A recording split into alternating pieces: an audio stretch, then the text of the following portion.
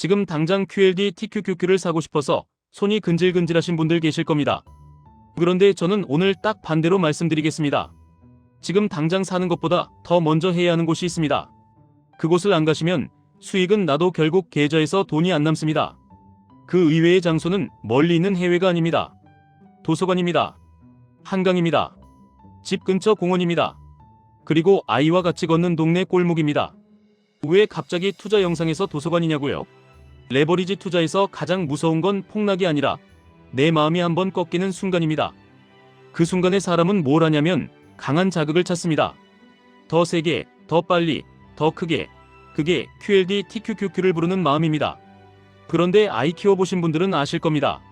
아이에게도 강한 자극을 계속 주면 결국 무기력해집니다. 여행을 가서도 문제집을 쌓아놓고 풀게 만들면 그 아이는 여행을 싫어하게 됩니다. 투자도 똑같습니다. 계좌를 여행처럼 쓰면 망합니다. 투자를 숙제처럼 하면 더 망합니다. 많은 분들이 이렇게 시작합니다. 내가 돈을 벌어야 하니까, 내가 빨리 불려야 하니까, 그래서 오늘도 차트를 붙잡습니다. 그런데 하루 이틀은 됩니다. 3일 지나면 머리가 뜨거워집니다.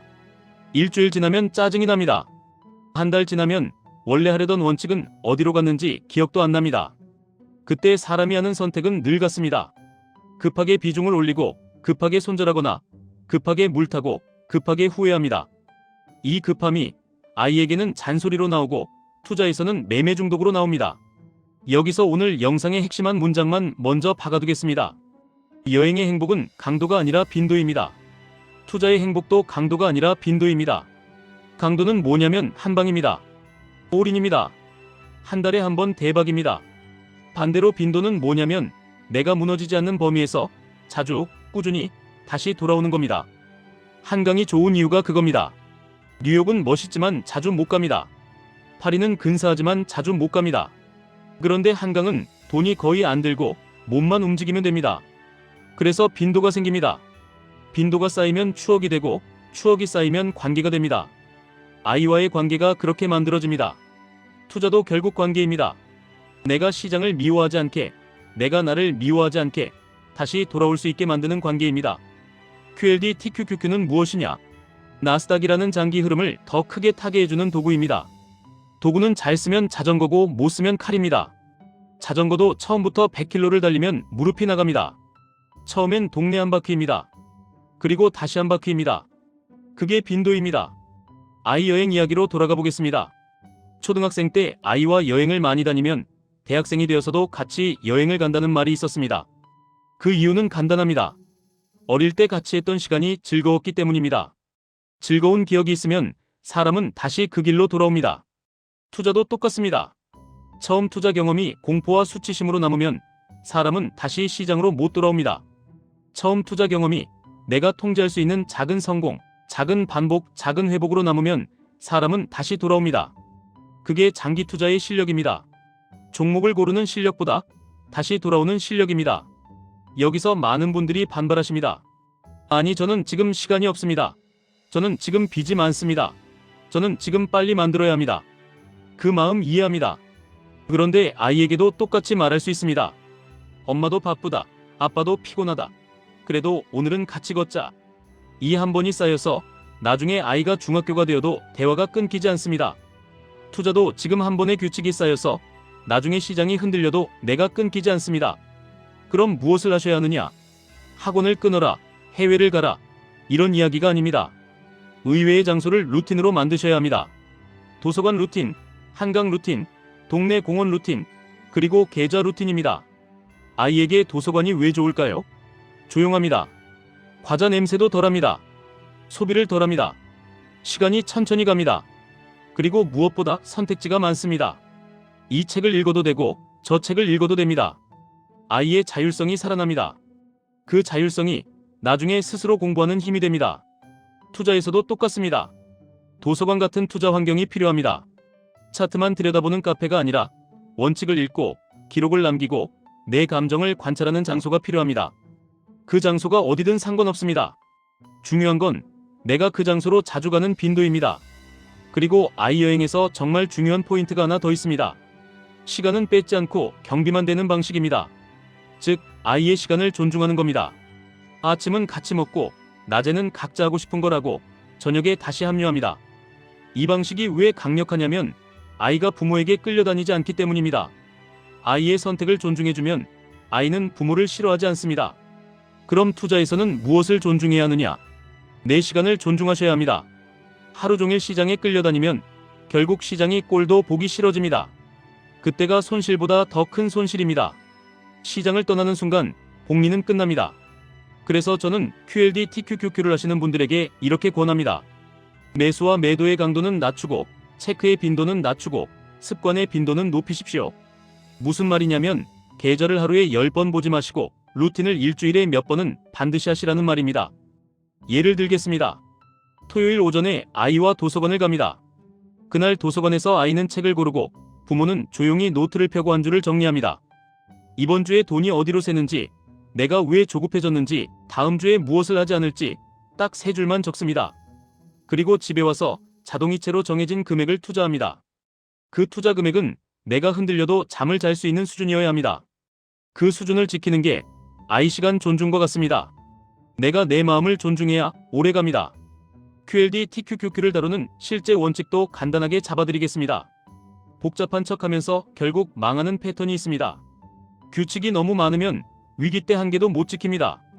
그래서 최소 규칙만 남기셔야 합니다. 첫째, 매수는 내가 정한 날에만 하십시오. 매일 사고 싶을수록 정한 날에만 하십시오. 둘째, 비중은 처음부터 크게 잡지 마십시오. 레버리지는 몸 풀고 들어가셔야 합니다. 셋째, 하락이 오면 나를 탓하지 마십시오. 하락은 레버리지의 통행료입니다. 넷째, 수익이 났을 때 일부를 빼서 안정적인 자산으로 옮기십시오. 아이 여행에서 선물 쇼핑을 안 하는 것처럼 계좌에서도 불필요한 흥분 쇼핑을 끊으셔야 합니다. 다섯째, 내가 감정적으로 흔들린 날은 매매하지 마십시오. 아이에게도 피곤한 날 억지로 끌고 나가면 그날 추억은 최악이 됩니다. 투자도 똑같습니다. 여기서 많은 분들이 이렇게 생각하십니다. 그럼 언제 매수하느냐? 언제 매도하느냐? 그게 제일 중요하지 않느냐? 맞습니다.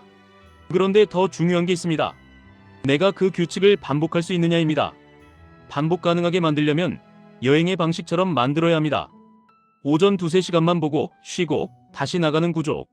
투자도 한 번에 모든 정보를 다 먹으려 하지 말고 내가 소화 가능한 만큼만 하셔야 합니다. 그리고 아이들이 여행 중에 쉬는 시간이 필요하듯이 투자도 쉬는 시간이 필요합니다. 쉬는 시간에 뭘 하느냐? 그 시간에 도서관을 가는 겁니다. 책을 읽으라는 말이 아니라 내 머리를 비우라는 말입니다. 시장은 내 머리를 가득 채우면 반드시 실수하게 만듭니다. 빈 머리에서 규칙이 지켜집니다. 자, 이제 현실적인 질문들로 넘어가 보겠습니다. 첫 번째, QLD와 TQQQ 중에 무엇이 더 낫습니까?